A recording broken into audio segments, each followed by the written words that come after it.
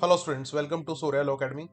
Students, आज की इस वीडियो में हम कवर करेंगे अगस्त मंथ के इंपॉर्टेंट करंट अफेयर्स। तो चलिए स्टार्ट करते हैं। तो पहली न्यूज़ हमारे पास maritime heritage complex in Lothal. इस न्यूज़ को समझने से पहले कुछ तथ्यों पे ध्यान देते हैं। देखिए, हजारों साल पहले, लगभग 5 से 6 हजार साल पहले, एक अर्बन सिविलाइजेशन इंडिया में एग्जिस्ट करती थी जिसको हम इंडस वैली सिविलाइजेशन के नाम से जानते हैं। जिसके कई सारे टाउन्स हमारे पास हमने कभी ना कभी सुने होंगे। हड़प्पा, मोहनजोदाड़ो, इन सब के नाम हमने कहीं ना कहीं सुने हैं, जूनियर क्लासेस में पढ़े हैं। इन्हीं इंडस वैली सिविलाइजेशन में से एक टाउन था हमारे पास, लोथल, जो अपने आप में बेहद खास था। खास क्यों था? क्योंकि एक पोर्ट टाउन था।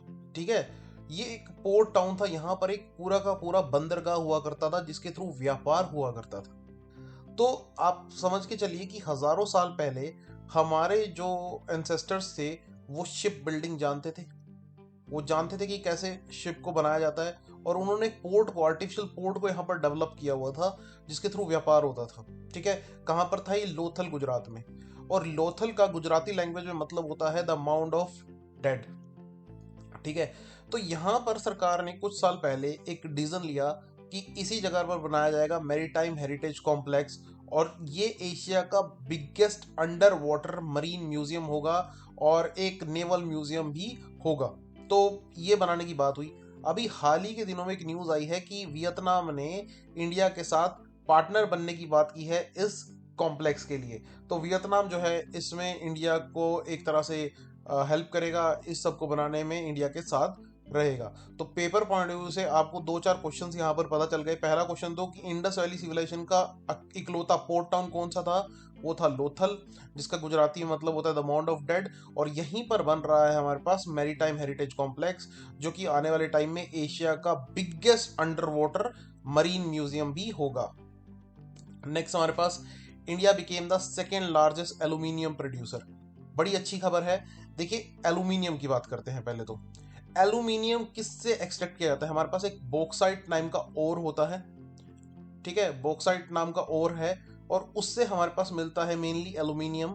और भी कई और होते हैं, लेकिन ये सबसे मेन ओर है एल्यूमिनियम के लिए। एल्यूमिनियम का इस्तेमाल पिछले कुछ सालों में बहुत ज्यादा इंक्रीज हुआ है। भारत में इसका सबसे ज्यादा इस्तेमाल पावर ट्रांसमिशन के लिए, बिजली को एक जगह से दूसरी जगह पहुंचाने के लिए किया जाता है। ठीक है, इसकी डिमांड लगातार बढ़ रही है, और इंडिया अब पूरे विश्व में एल्यूमिनियम का सेकंड लार्जेस्ट प्रोड्यूसर बन गया है। अगर मैं फर्स्ट नंबर की बात करूं तो फर्स्ट नंबर पर चाइना आपको देखने को मिलेगा। वर्ल्ड का सबसे बड़ा aluminium producer right now China है।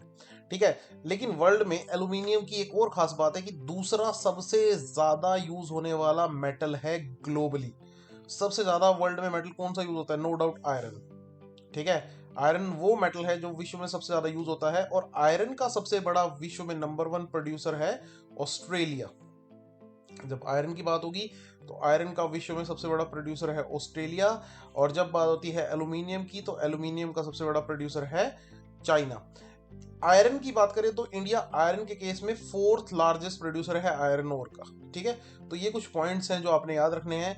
यानी कि पिछले कुछ साल में हमने देखा है कि हमारे पास एल्यूमिनियम प्रोडक्शन बड़ी है। और अगर ये पूछ लिया जाए कि इंडिया का कौन सा राज्य मैक्सिमम एल्यूमिनियम प्रोड्यूस करता है, तो Odisha number one in aluminium production. ठीक है, उड़ीसा भारत का वो राज्य है जो सबसे ज्यादा एल्यूमिनियम की प्रोडक्शन करता है। तो ये कुछ पॉइंट्स हैं जो आपको दिमाग में बिल्कुल क्लियर रहने चाहिए।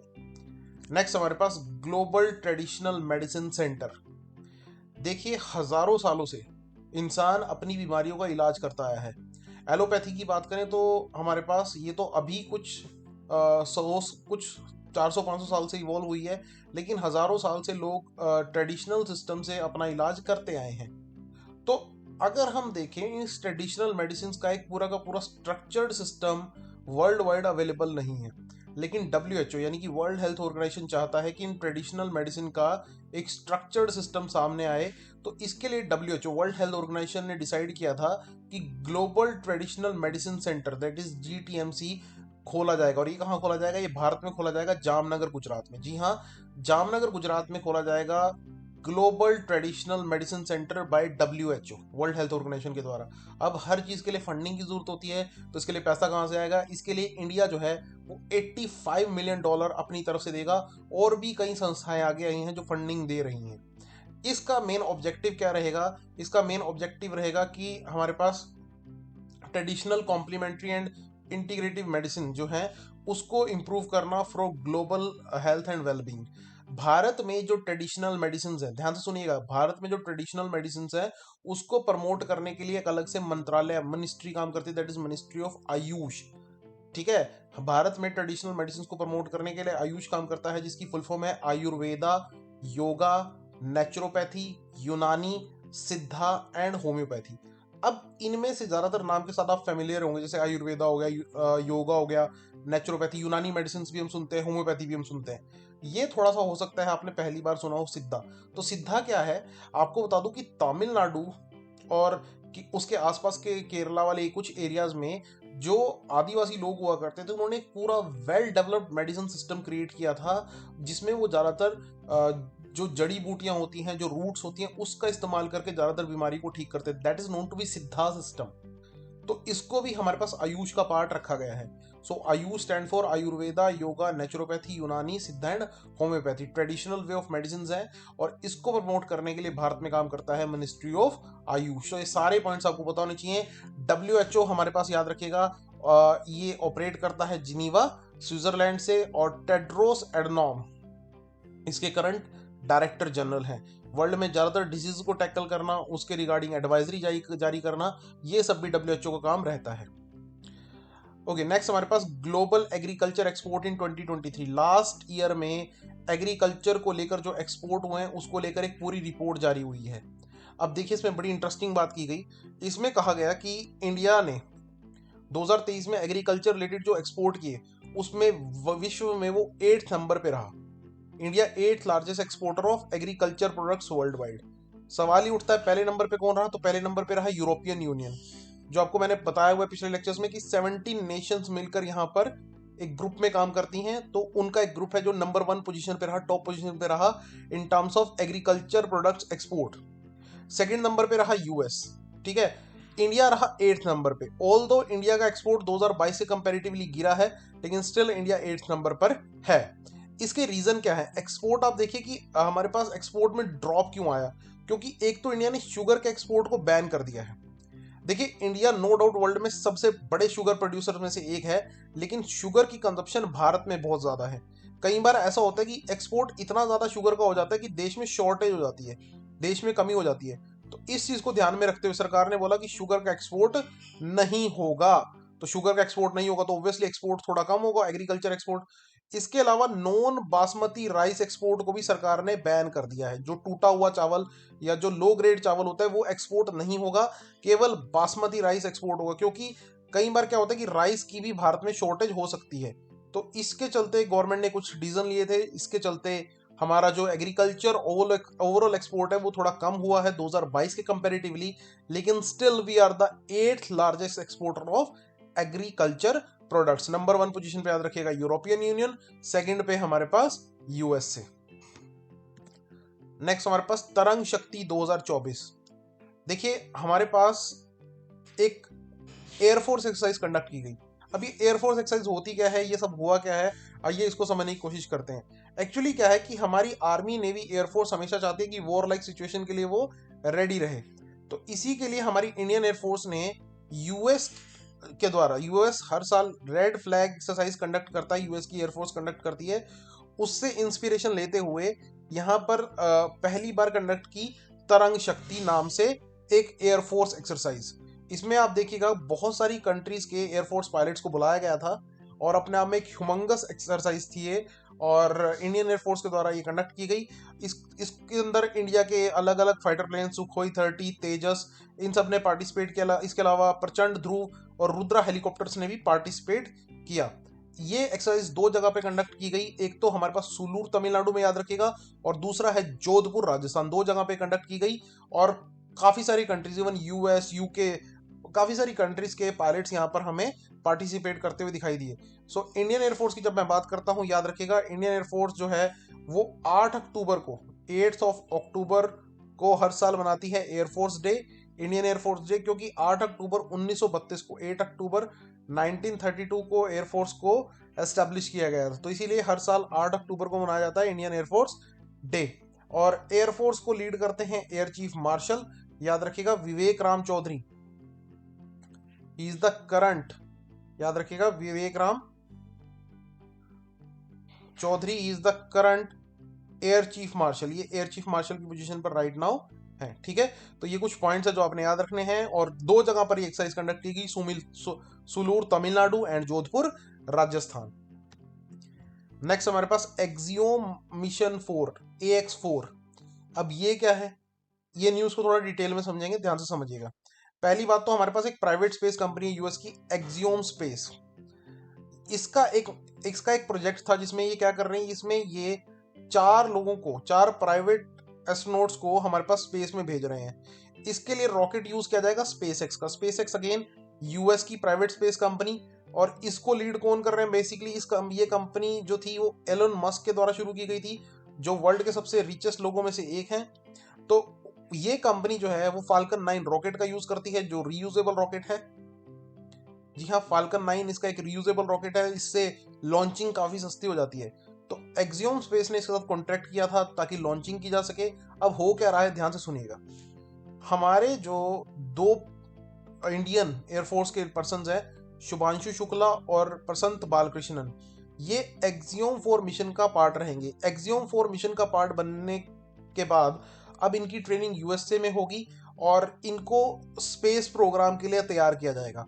फिर ये लोग क्या करेंगे, ये लोग जाएंगे इंटरनेशनल स्पेस स्टेशन में और वहां पर 14 दिन बिता कर आएंगे, जिससे अल्टीमेटली ये 2 लोग प्रिपेयर हो जाएंगे कि how to deal the problems in the space में अब किस तरह की प्रॉब्लम्स होती हैं, कैसे उनको डील करना है, उसके लिए पूरा का पूरा प्रिपरेशन इनकी हो जाएगी। तो 2 लोग इस मिशन का हिस्सा हैं, 2 इंडियंस, उनके नाम याद रखिएगा। और एक्सियोम मैंने बताया स्पेस एक प्राइवेट कंपनी है जिसने कॉन्ट्रैक्ट किया हुआ है स्पेस एक्स नाम की एक दूसरी प्राइवेट कंपनी, जो इनका रॉकेट को लॉन्च करेगी।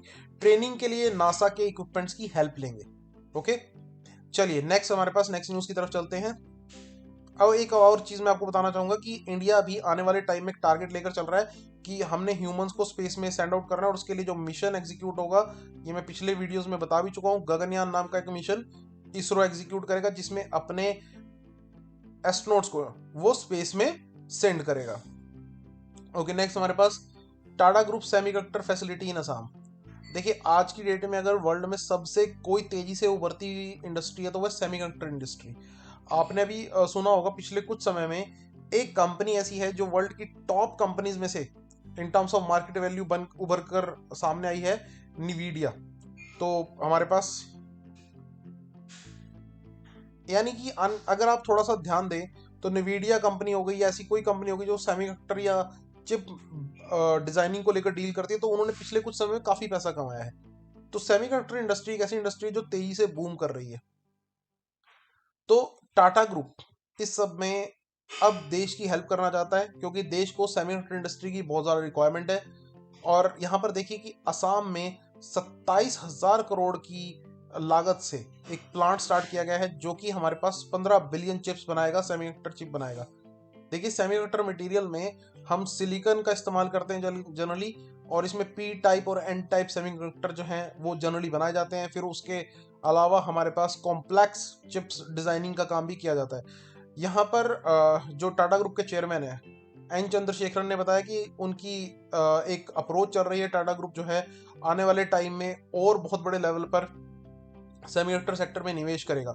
इससे पहले मैं आपको बता दूं, कुछ समय पहले टाटा ने ताइवान की एक बहुत फेमस कंपनी है PSMC, उसके साथ टाई अप किया था कि हमारे पास एक वेफर फैब्रिकेशन प्लांट लगाए गुजरात में। आपको बता दूं कि ताइवान जो कंट्री है वो सेमीकंडक्टर में बहुत ज़्यादा महारत हासिल कर चुका है। ताइवान की 2 कंपनीज वर्ल्ड लीडर है सेमीकंडक्टर बनाने में। सबसे बड़ी कंपनी है TSMC, ठीक है, ताइवान सेमीकंडक्टर मैन्युफैक्चरिंग कंपनी, और दूसरी है हमारे पास ये PSMC। तो आप देखिएगा कि ये जो कंपनीज हैं इनको भारत में इनवाइट किया जा रहा है कि ये आए, भारत में प्लांट लगाएं, और सेमीकंडक्टर इंडस्ट्री जो है वो भारत में तेजी से आगे ग्रो करे। इसीलिए सरकार ने सेमीकंडक्टर इंडस्ट्री को सपोर्ट करने के लिए PLI स्कीम भी इंट्रोड्यूस की है। व्हाट इज PLI की फुल फॉर्म याद रखेंगे, production linked incentive scheme. Production linked incentive scheme, इसका मतलब क्या होता है कि आप जितना ज्यादा प्रोडक्शन करेंगे सरकार उतना ज्यादा आपको बेनिफिट देगी, यानी कि जितना ज्यादा प्रोडक्ट आप बनाएंगे सरकार अपनी तरफ से आपको सपोर्ट करेगी। That is called PLI, scheme for the semiconductor industry. तो पीएलआई की फुल फॉर्म बेसिकली आपको पता होनी चाहिए। नेक्स्ट हमारे पास companion of the order of Fiji. अभी आपको पता होना चाहिए हमारी जो प्रेसिडेंट है द्रौपदी मुर्मू जी, उनकी विजिट हुई थी फिजी आइलैंड में। ठीक है, तो फिजी की अगर मैं बात करूं, फिजी आइलैंड है कहाँ? That is in the south Pacific ocean. और याद रखिएगा इसको एक स्पेशल नाम से जाना जाता है फिजी को, soft coral capital of the world. तो फिजी को स्पेशल नाम से जाना जाता है soft coral capital of the world. यहाँ पर बहुत से लोग आपको हिंदी लैंग्वेज बोलते हुए मिल जाएंगे।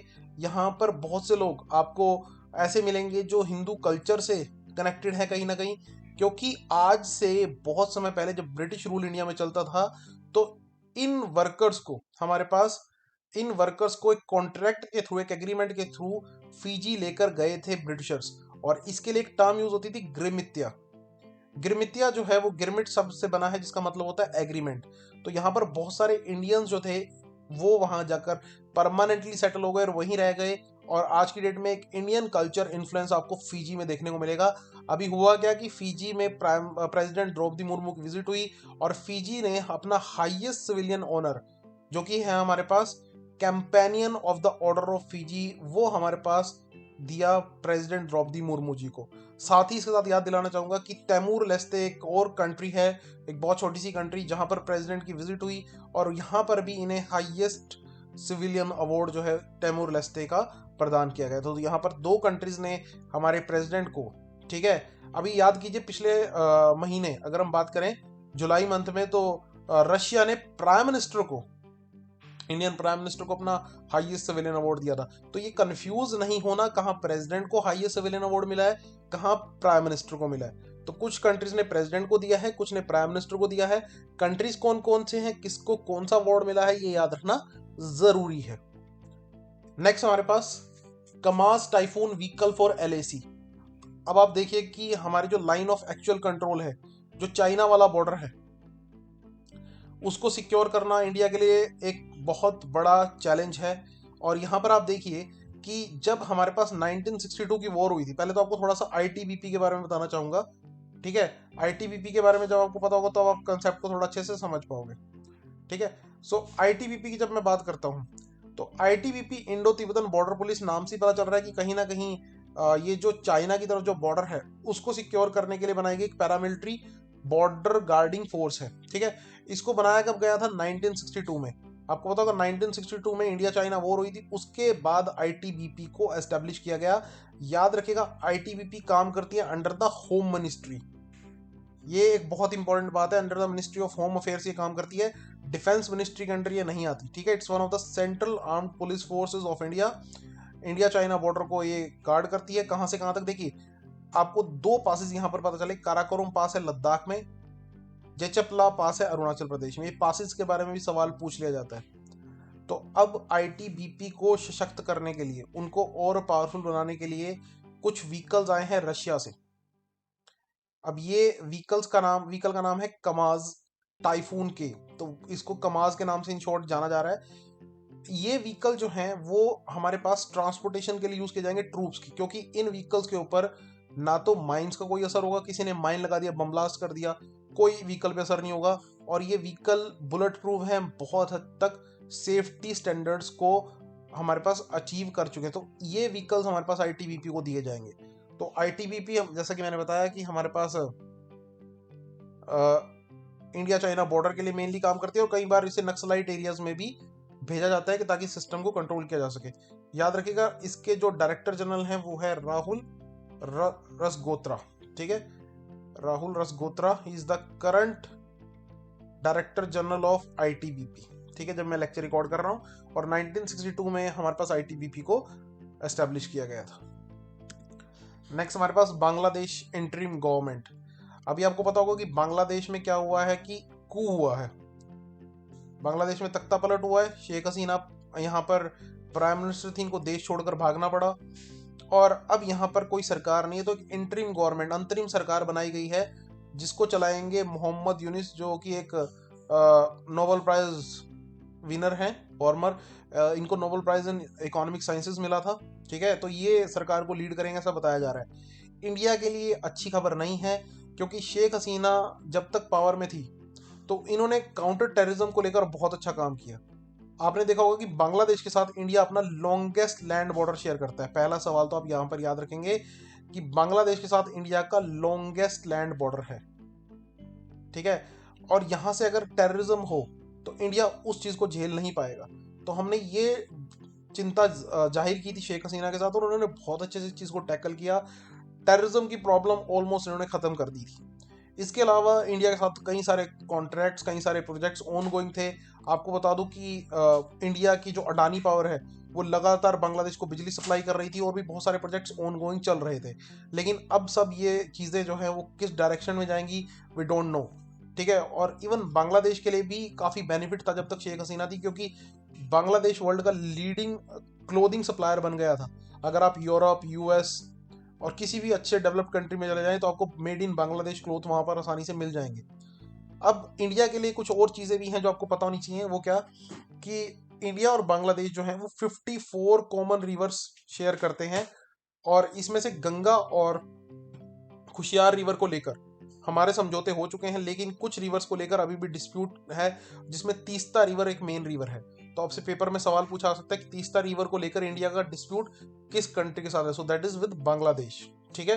एक चीज और मैं आपको बता दूं, ये कहा जा रहा है कि जो कू है, तख्ता पलट हुआ है बांग्लादेश में, उसके पीछे यूएस गवर्नमेंट का भी हाथ है, क्योंकि यूएस गवर्नमेंट चाहती थी कि बांग्लादेश के सेंट मार्टिन आइलैंड पे उसका कंट्रोल हो जाए, लेकिन शेख हसीना ने ये कंट्रोल देने से मना कर दिया था।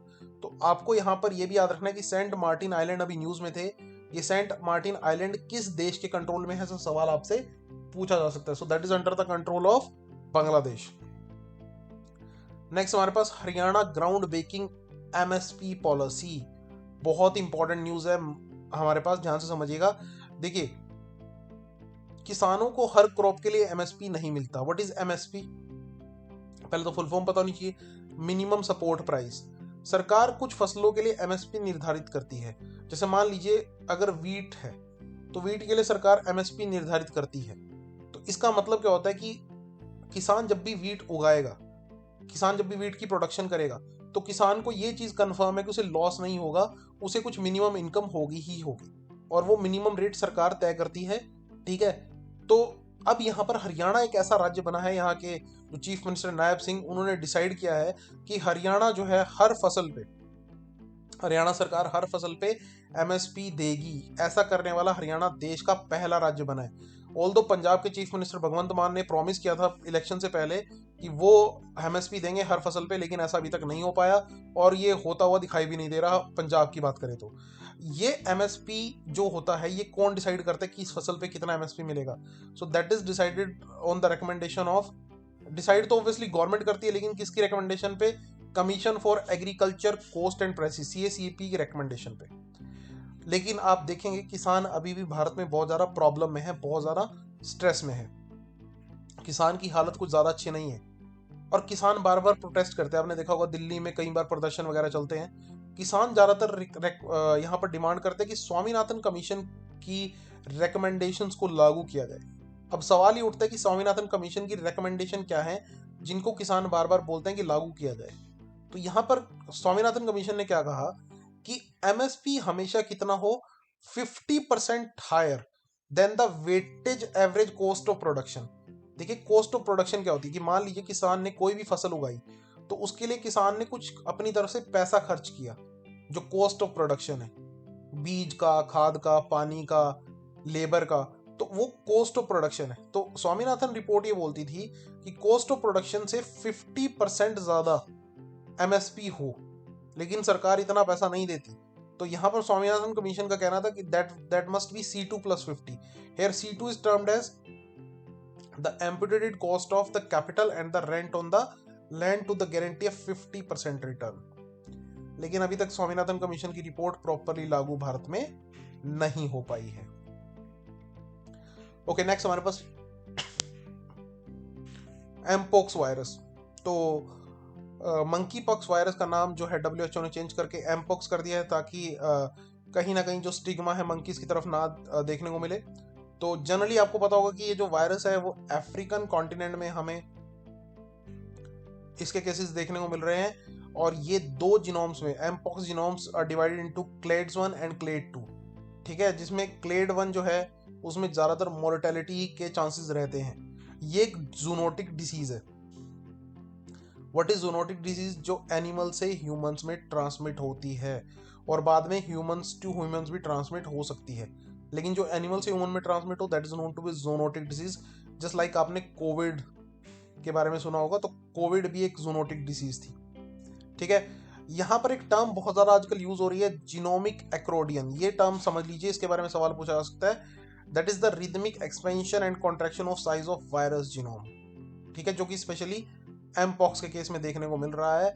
और ये वायरस भी वर्ल्ड वाइड स्प्रेड हो सकता है। डब्ल्यूएचओ ने इसको लेकर भी चेतावनी जारी की है। ऑल दो डब्ल्यूएचओ इसकी वैक्सीन जो है अफ्रीका में अवेलेबल करा रहा है ताकि इस वायरस का स्प्रेड ज्यादा ना हो।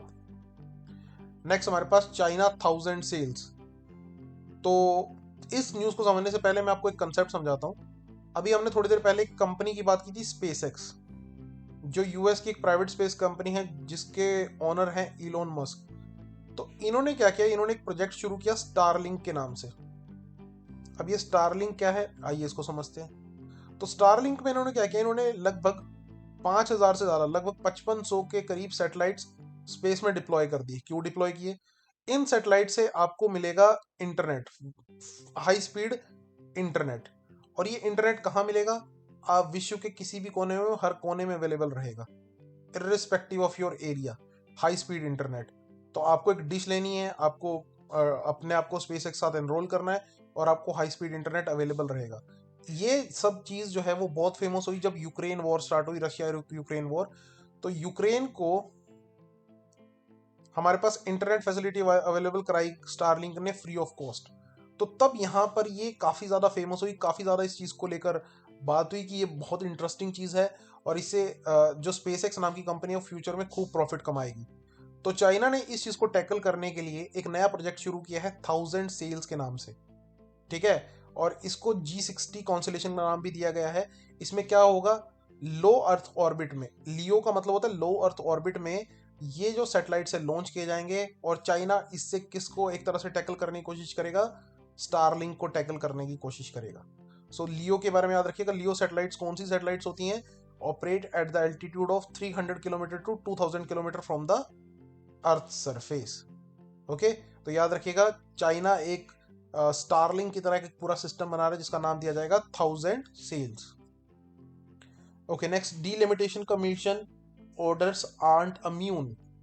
सुप्रीम कोर्ट ने क्या कहा है कि डीलिमिटेशन कमीशन के द्वारा दी गई रिपोर्ट्स जो हैं वो इम्यून नहीं है। सुप्रीम कोर्ट चाहे तो उनके अंदर फेरबदल कर सकती है, उनके ऊपर अपनी जजमेंट दे सकती है। एक्चुअली क्या हुआ, सुप्रीम कोर्ट के सामने केस आया था, that is Kishore Chandra Chhaganlal Rathod case. इसमें सुप्रीम कोर्ट ने क्या कहा कि डीलिमिटेशन कमीशन जो है, अगर उनको ऐसा लगता है कि manifestly arbitrarily and irreconcilable to the constitutional values, irreconcilable to the constitutional values, तो यहाँ पर वो अपने चेंजेस ला सकते हैं, अपनी तरफ से कुछ चेंजेस ला सकते हैं। सुप्रीम कोर्ट ने ये कहा है। अब सवाल ये उठता है डीलिमिटेशन कमीशन होता क्या है? जैसे एग्जांपल के तौर पे समझते हैं, जैसे हमारे पास दिल्ली है, दिल्ली के अंदर 7 लोकसभा सीट्स हैं, ठीक है। हरियाणा आप देखिए तो हरियाणा के अंदर आपने देखा होगा कि 10 लोकसभा सीट है। तो किस एरिया में कितनी लोकसभा सीट्स होंगी, किस एरिया की कितनी लोकसभा सीट्स होंगी और कौन कौन सा एरिया एक लोकसभा सीट के अंडर आएगा?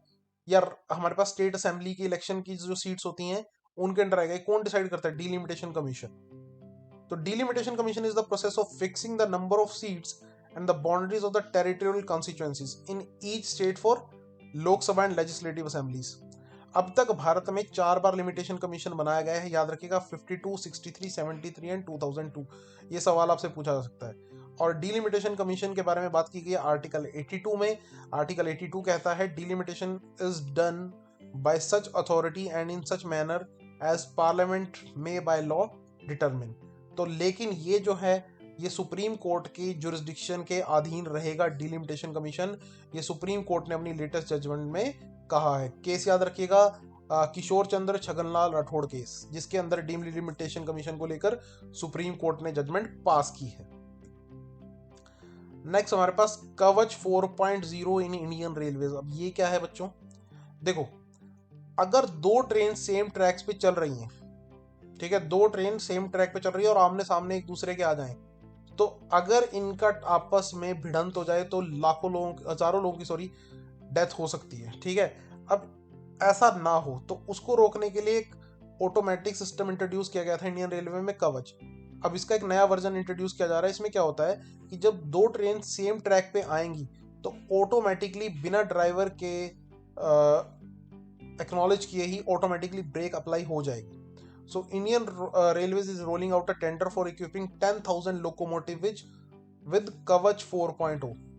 ये लेटेस्ट वर्जन है of indigenous automatic train protection system, ATP है बेसिकली। तो याद रखिएगा, automatic train protection system India में जो इंट्रोड्यूस किया गया है उसका नाम क्या है, कवच 4.0। तो कहा जा रहा है कि भाई ये बहुत सुपीरियर सिस्टम है, गलती की गुंजाइश बहुत कम है। इसको डिज़ाइन किसने किया है, डिज़ाइन और डेवलप किया है इसको रिसर्च डिज़ाइन स्टैंडर्ड ऑर्गेनाइजेशन के द्वारा। एक बहुत इंपॉर्टेंट बात, जब भी बात होती है इंडियन रेलवेज की, तो इंडियन रेलवेज को सही तरीके से चलाए रखने का दारोमदार होता है रेलवे बोर्ड के चेयरमैन के ऊपर। तो यहाँ पर आपको बता दूं कि रेलवे बोर्ड के नए चेयरमैन अपॉइंट हो चुके हैं, सतीश कुमार। अगस्त मंथ में इनकी अपॉइंटमेंट हुई है। He is appointed as chairman and CEO of the railway board. तो आपसे ये भी पूछा सकता है, who is the current chairman of railway board, Satish Kumar. He is the current chairman and CEO of railway board. Next, country's third largest tiger reserve.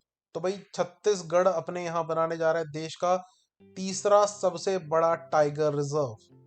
Actually क्या हुआ है कि हमारे भारत में हर 4 साल बाद टाइगर का सेंसस होता है, टाइगर की जनगणना होती है, टाइगर के काउंटिंग होती है।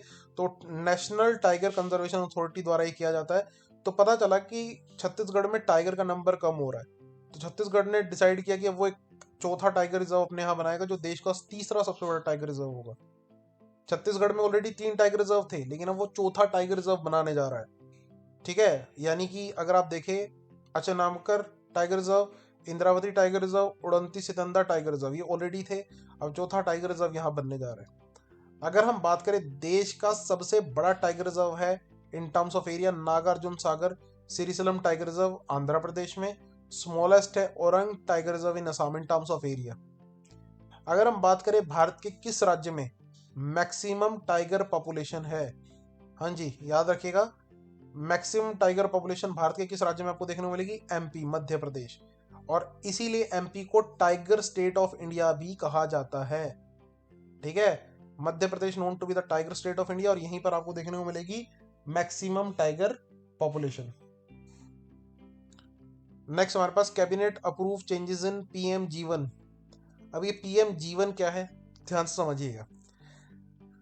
गवर्नमेंट ने यहाँ पर पीएम जीवन के अंदर कुछ बदलाव किए। जैव ईंधन वातावरण अनुकूलन फसल अवशेष निवारण। अब ये क्या है, आपने सुना होगा कि फसल काटने के बाद जो अवशेष बचते हैं, ज़्यादातर फार्मर्स हरियाणा पंजाब में उसको आग लगा देते हैं, जिससे पोल्यूशन की प्रॉब्लम बढ़ती हुई दिखाई देती है। तो इस चीज़ को रोकने के लिए सरकार ने क्या कहा कि भाई आप हमारे पास आइए, हम आपकी हेल्प करेंगे, और ये जो फसल के जो अवशेष बचते हैं, जो रेजिड्यू बचता है, उसको हम कन्वर्ट करेंगे सेकेंड जनरेशन इथेनॉल में।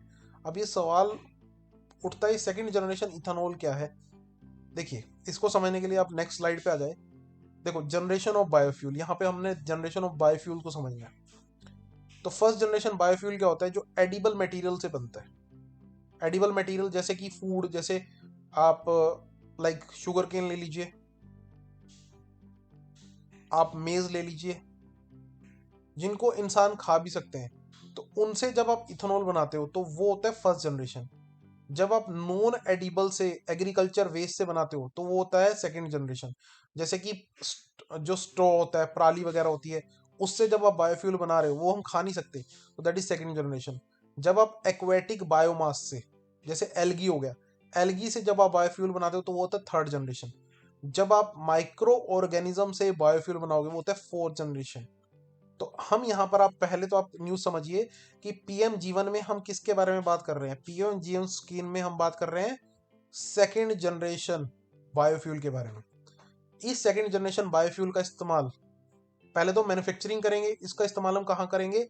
ब्लेंडिंग में। हम पेट्रोल के साथ इथेनॉल को मिक्स करेंगे ताकि हम जो ऑयल इंपोर्ट है उसको रिड्यूस कर सकें। तो यहां पर आप देखिए इथेनॉल की ब्लेंडिंग की जाएगी, पहले इथेनॉल बनाया जाएगा, उसको पेट्रोल में मिलाया जाएगा।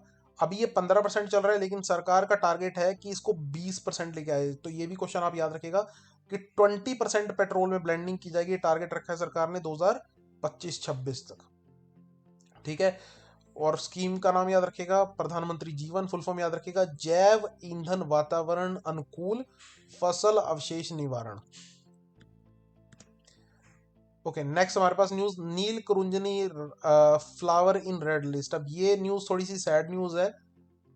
देखिए भारत में एक बहुत ही अद्भुत फ्लावर खिलता है 12 साल में एक बार। जी हाँ, आपने सही सुना, एक ऐसा फ्लावर है भारत में जिसका नाम है नील कुरुंजनी। ये 12 साल में केवल एक बार खिलता है। इसका साइंटिफिक नेम भी मैंने यहाँ मेंशन कर दिया है। और ये कहाँ खिलता है? ये खिलता है हमारे पास शोला ग्रासलैंड में। अब ये शोला ग्रासलैंड्स जो हैं, ये वेस्टर्न घाट्स की 3 पहाड़ियों पे फैले हुए हैं। शोला ग्रासलैंड्स वेस्टर्न घाट की 3 अलग अलग पहाड़ियों में फैले हुए हैं, जिसमें नीलगिरी हिल्स, पलानी हिल्स और एलाकोवलम हिल्स ऑफ मन्नौर, यहाँ पर ये फैले हुए हैं शोला ग्रासलैंड। तो इन पे आपको देखने को मिलेगा नील कुरुंजनी फ्लावर, जो 12 साल में एक बार खिलता है। अब न्यूज ये आई है कि IUCN, international union for conservation of nature, ने इसको red list of threatened species declare कर दिया है कि ये थ्रेटन्ड स्पीसीज हैं। ये आने वाले टाइम में इसके ऊपर खतरा मंडरा रहा है। ये अच्छी खबर नहीं है। IUCN को लेकर कई सब बार एग्जाम में क्वेश्चन पूछा गया है कि IUCN की जो रेड लिस्ट होती है उसमें किस चीज के बारे में बात की जाती है। तो IUCN बात करता है एनिमल और प्लांट्स की वनरेबिलिटी को लेकर। तो ये रेड लिस्ट उसी के बारे में कहीं ना कहीं बात करती है, ठीक है। इवन जो नीलगिरी ब्लू माउंटेन्स हैं, उनका नाम भी इन्हीं फ्लावर के नाम से आया है, क्योंकि ये फ्लावर जो नील कुरुंजनी फ्लावर है वो ब्लू कलर का ही आपको देखने को मिलता है। तो आपसे कई तरह के सवाल पूछे जा सकते हैं। नील कुरुंजनी फ्लावर हमारे पास कहाँ पर आपको देखने को मिलेगा? शोला ग्रासलैंड में, in of the western Ghats. Okay, next हमारे पास WFP and government of Orissa launch grain ATM। ये ग्रेन ATM क्या है? इससे आपको अनाज मिलेगा। ATM आपको पता है जिससे आपको पैसा मिलता है, लेकिन ग्रेन ATM क्या होगा? जिससे आपको अनाज मिलेगा। ध्यान से समझिएगा, उड़ीसा एक ऐसा राज्य है जो भी गरीबी से जूझ रहा है। तो यहाँ पर अन्नपूर्ति नाम से मशीन लगाई गई हैं जो ग्रेन डिस्पेंस करेंगी। अभी ग्रेन डिस्पेंस क्यों करेंगी? आपको पता होगा भारत में एक स्कीम चल रही है, नेशनल फूड सिक्योरिटी एक्ट, जिसके तहत गरीब लोगों को बहुत ही कम रेट पर वीट, राइस और मिलेट, मिलेट यानी मोटा अनाज, ये प्रोवाइड किया जाता है, ठीक है। तो ये स्कीम के तहत 75% रूरल पॉपुलेशन को, भारत की 75% जो ग्रामीण पॉपुलेशन है उसको बेनिफिट दिया जाता है, 50% अर्बन पॉपुलेशन को बेनिफिट दिया जाता है। तो इसी को ध्यान में रखते हुए डिस्पेंस करने के लिए हमारे पास ओडिशा ने एक नई पहल की है कि बायोमेट्रिक ऑथेंटिकेशन के बाद आपको अन्नपूर्ति मशीन ग्रेन अवेलेबल करा देगी। यानी कि आप इस मशीन पे जाइए, अपना फिंगरप्रिंट दीजिए, थंब इंप्रेशन दीजिए, उसके बाद आपको फूड ग्रेन जो है वो डिस्पेंस हो जाएगा, अनाज जो है वो आपको मिल जाएगा। अन्नपूर्ति मशीन को बनाने के लिए हमारे पास इंडियन गवर्नमेंट ने काम किया, मेड इन इंडिया बिल्कुल प्रोडक्ट है। लेकिन ये मशीन्स को इंस्टॉल करने में हमारे पास हेल्प की है WFP ने। अब ये WFP क्या है? That is world food programme. ये UN की एजेंसी है और इसका मेन ऑब्जेक्टिव है, ये 1961 में बनी थी, to elevate hunger throughout the world. पूरे वर्ल्ड से हमारे पास हंगर को एलिमिनेट करना, ठीक है। पूरे वर्ल्ड से हमारे पास भूखमरी को खत्म करना, that is the main objective of world food programme. तो इसके बारे में थोड़ा सा आप याद रखें। और ये कहाँ लगी हैं मशीन्स, ये भी आपसे पूछा जा सकता है। तो ये मशीन्स हमारे पास इंस्टॉल की गई हैं ओडिशा के अंदर, ठीक है। और आपको जाते जाते मैं यही बता दूं कि जो वर्ल्ड फूड प्रोग्राम है उसका हेडक्वार्टर आपको देखने को मिलेगा रोम, इटली में। वर्ल्ड फूड प्रोग्राम का हेडक्वार्टर आपको कहाँ देखने को मिलेगा? Rome, Italy. Next, Tungabhadra dam crest gate collapses. तो यहाँ स्टूडेंट्स एक न्यूज आई है कि भारी बारिश के चलते जो तुंगभद्रा डैम है उसका जो गेट है वो कोलैप्स कर गया है, ठीक है। अब ये थोड़ी सी चिंताजनक खबर है, आपको थोड़ा सा बताना चाहूंगा। क्योंकि तुंगभद्रा डैम, और जिसको पंपा डैम भी कहा जाता है, एक मल्टीपर्पज डैम है across Tungabhadra river in Karnataka. अगर ये डैम कलैप्स होता है तो अल्टीमेटली बहुत बड़े कर्नाटक के एरिया में लोगों को मुसीबत का सामना करना पड़ सकता है। ये जो डैम है ये बहुत ही पुराना डैम है, और इस डैम को बनाने के लिए एम विश्वेश्वरैया, ठीक है, ये हमारे पास चेयरमैन थे, और इन्हीं के नाम पर हम हर साल ऑब्जर्व करते हैं नेशनल इंजीनियर्स डे। तो भारत में जो नेशनल इंजीनियर्स डे है वो ऑब्जर्व किया जाता है in the memory of M Visvesvaraya, ठीक है। और आपको बता दूं मैं कि जो ये डैम है ये बना हुआ है हमारे पास तुंगभद्रा रिवर के ऊपर। ये तुंगभद्रा रिवर जो है वो दो स्ट्रीम से मिलकर बनती है, तुंग और भद्रा, ठीक है। दो स्ट्रीम्स आती हैं, ये हमारे पास मिलती हैं, कॉन्फ्लुएंस होता है इनका, और ये अल्टीमेटली तुंगभद्रा रिवर आगे चलकर किस नदी में मिल जाती है, ट्रिब्यूटरी किसकी है, कृष्णा रिवर की। तो आपसे ये भी पूछा जा सकता है कि हमारे पास तुंगभद्रा डैम जो है वो हमारे पास या पंपा डैम, सॉरी, ऐसे पूछ सकते हैं, पंपा डैम हमारे पास कौन सी रिवर के ऊपर आपको देखने को मिलेगा। तो याद रखना तुंगभद्रा डैम, ठीक है। और 15 सितंबर को हमारे पास, याद रखिएगा, 15 सितंबर को बर्थडे होता है हमारे पास एम विश्वेश्वरैया का, जिसको हम ऑब्जर्व करते हैं national engineers day in India. Next हमारे पास आईएनएस अरिहंत, ये हमारे पास सेकेंड न्यूक्लियर पावर्ड सबमरीन जो है वो अब इंडियन नेवी को मिल गई है। देखिए, हमारी पहली न्यूक्लियर पावर्ड जो सबमरीन थी उसका नाम था आईएनएस अरिहंत। आईएनएस अरिहंत। पहली बात तो आपको ये समझना पड़ेगा बच्चों, आईएनएस शब्द क्यों बार बार इस्तेमाल होता है। INS means Indian naval ship. जितने भी इंडियन नेवी के वेसल होंगे उनके सामने वर्ड यूज होगा आईएनएस, इंडियन नेवल शिप। तो यहां पर आपको बता दूं कि आईएनएस अरिहंत दूसरी न्यूक्लियर पावर सबमरीन है, न्यूक्लियर एनर्जी से चलती है, ठीक है। ये पहली वाली से थोड़ा ज्यादा एडवांस है। इसका जो कोड नेम है, आईएनएस अरिहंत का कोड नेम है S3, ये भी याद रखिएगा। और इसको बनाया किसने, इसको इंडिया में ही बनाया गया है, ठीक है। इसको बनाया गया है विशाखापट्टनम में, शिप बिल्डिंग सेंटर विशाखापट्टनम में इसको बनाया गया है, ठीक है। ये आने वाले टाइम में इंडिया की जो न्यूक्लियर पावर है उसको और ज्यादा स्ट्रेंथन करती हुई दिखाई देगी।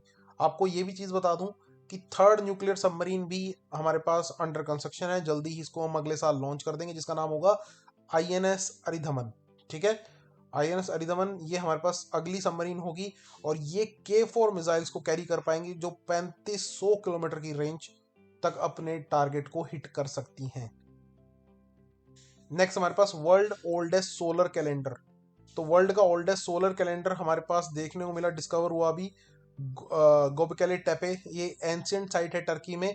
यहाँ पर 13,000 साल पुराना लगभग एक सोलर कैलेंडर देखने को मिला है। तो उस समय तो राइटिंग भी नहीं हुआ करती थी बच्चों, एक पूरी फुल फ्लेज राइटिंग लैंग्वेज जो थी वो भी डिस्कवर नहीं हुई थी, और उस समय भी एक कैलेंडर हमें देखने को मिला। ये वर्ल्ड का ओल्डेस्ट कैलेंडर है जो डिस्कवर हुआ है, ठीक है।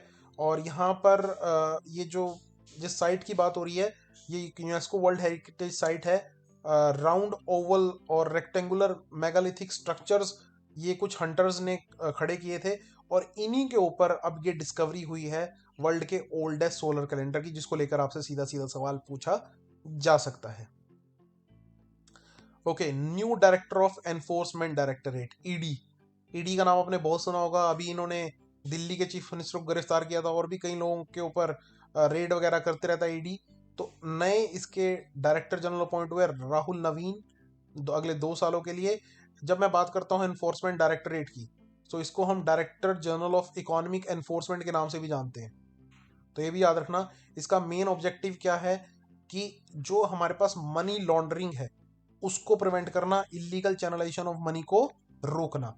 बेसिकली दो फिजिकल लॉज हैं जिसको ये इंप्लीमेंट करती है। वैसे तो कई सारे हैं, लेकिन दो इंपॉर्टेंट हैं जिनके बारे में आपको याद रखना है। एक तो है foreign exchange management act 1999 and prevention of money laundering act 2002। Department of revenue के अंडर ये हमारे पास एजेंसी है, ठीक है। नेक्स्ट हमारे पास India hosted third VOGSS, that is voice of global south. तो इंडिया ने एक यहाँ पर डिजिटली एक वर्चुअली एक समिट होस्ट किया, that is voice of the global south. तो ग्लोबल साउथ में generally with the philosophy of Vasudev कुटुंबकम, basically यहाँ पर आप देखिए कि उन कंट्रीज का ग्रुप कंसिडर किया जाता है जो डेवलपिंग है, लेस डेवलप्ड है, और जो ब्रांडेड लाइन से देखो, अगर आप देखो कि जब अगर आप ग्लोबल साउथ की बात करते हो तो जो अर्थ है उसको एक इमेजिनरी लाइन दो हिस्सों में डिवाइड करती है, ठीक है, इक्वेटर नॉर्थ पोल और साउथ पोल में, ठीक है।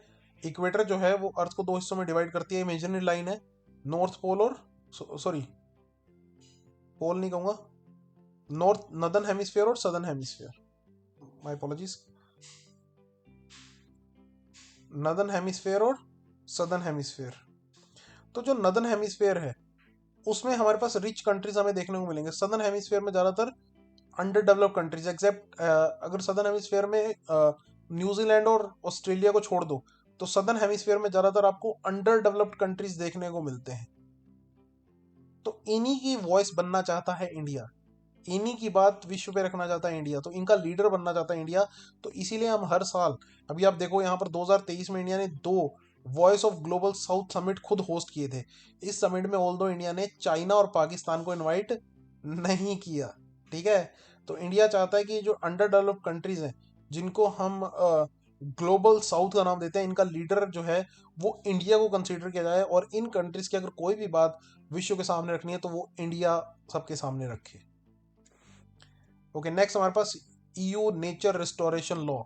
तो भाई ईयू का जो यूरोपियन यूनियन, जो कि हम बार बार बात करते हैं, 27 नेशंस का एक ग्रुप है, ठीक है, और जिसके बारे में मैंने बात की थी लास्ट लेक्चर में कि उर्सुला वेंडर लाइन यहाँ पे फिर से इनके हेड बने हैं अगले 5 सालों के लिए। तो उसने नेचर रिस्टोरेशन लॉ को अपने फोर्स में ला दिया है।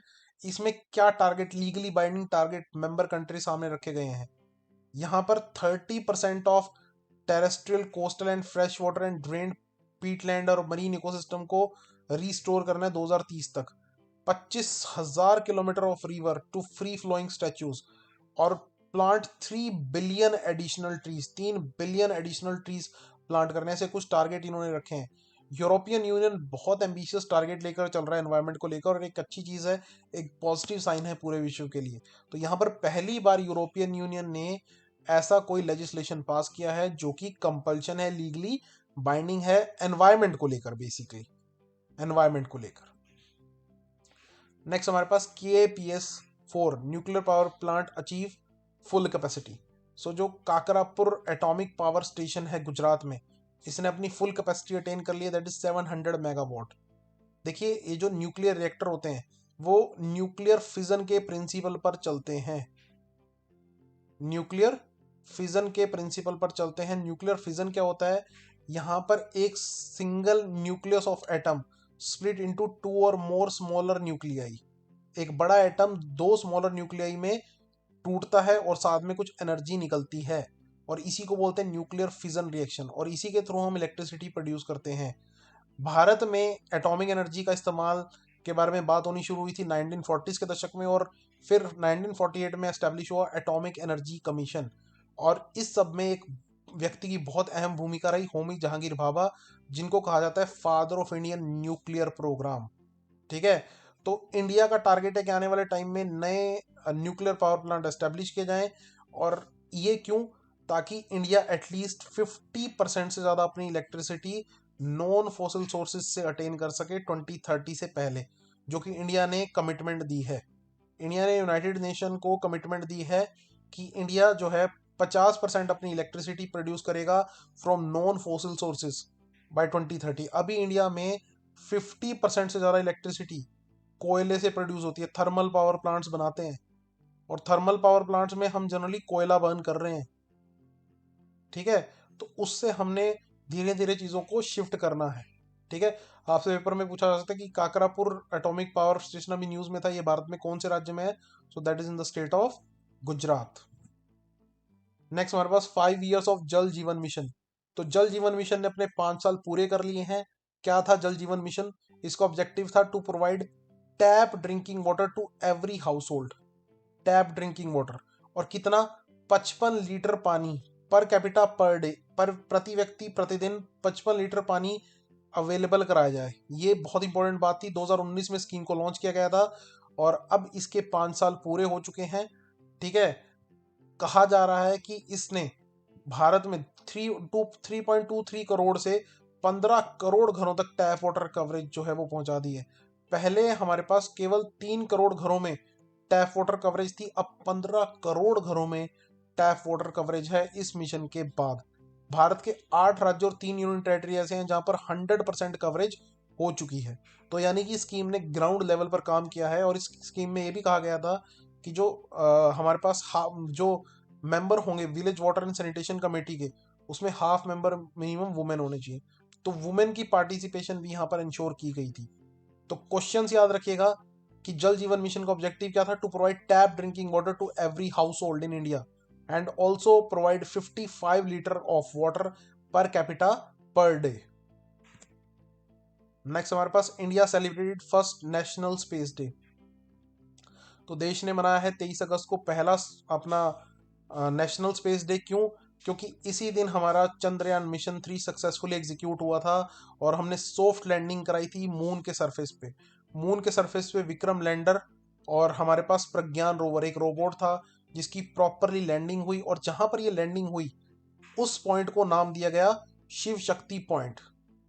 ठीक है, ये लैंडिंग हुई थी हमारे पास 23 अगस्त को और इसी के चलते इस साल मनाया जा रहा है नेशनल स्पेस डे, जिसकी थीम रही touching lives while touching the moon and Indian space saga.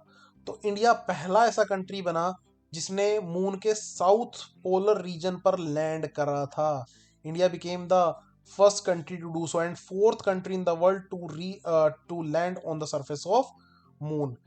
ये सब कारनामा किया था हमारे इसरो ने, इंडियन स्पेस रिसर्च ऑर्गेनाइजेशन ने। और इसरो यही नहीं रुकने वाला।